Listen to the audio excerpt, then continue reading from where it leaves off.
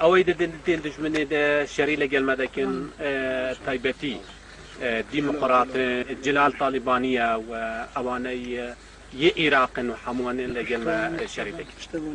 ئێمە حەزبی دیموقراتی کوردستانی عێراقن بە ڕێهبەری مەسعود بارزانینە و لەگەڵ مەسعود بارزانینە و مەسعود بارزانیژێک هەر لەگەر جمهوریە ئیسلامیە پەیامەوە لە بۆ پاسدارانی دلێر کە ئێمە هاریکاری مە بکەین و ئێمە هاریکاری ئەوانە بکەین کە ئێمە هەدەفێمە بچێت بۆ کەم دژمنێمە کوردی ئیران بزانت قاسملۆ وەختی ئێمە لەگەڵ جمهوریە ئیسلامە هەکە شەڕێمە بکە شەڕێوان دەکرد. ئێوە لە چەند شەڕدا بەشداریتان کردووەوە تا ئێستا کەوتن بەدەست ئێوە بۆ یان بەدەست سەرکانی کۆمەڵە و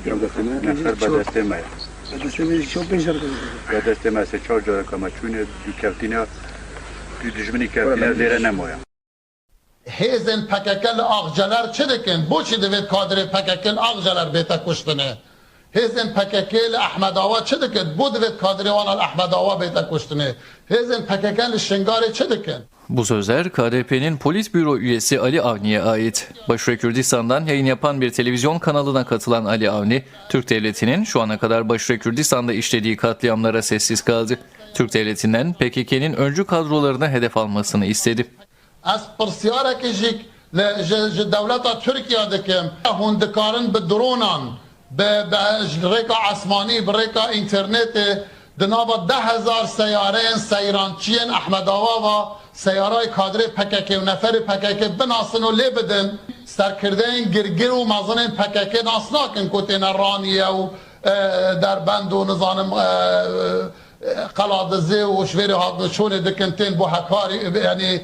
İşgalci Türk Devleti'nin soykırım saldırılarına her türlü desteği sunan KDP'ye tepkiler çığ gibi büyüyor.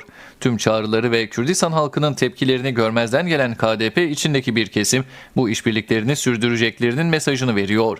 Öyle ki işbirliklerini gerillaya giden maskelere el koymaya, işgalci ordu için zapta yol yapmaya kadar götürdü. Ali Avni'nin bu tehdit ve hedef göstermesi PKK Yürütme Komite üyesi Murat Karayılan'ın KDP'ye yaptığı Türk Devleti'ne destek vermekten vazgeçin çağrısından sonra geldi.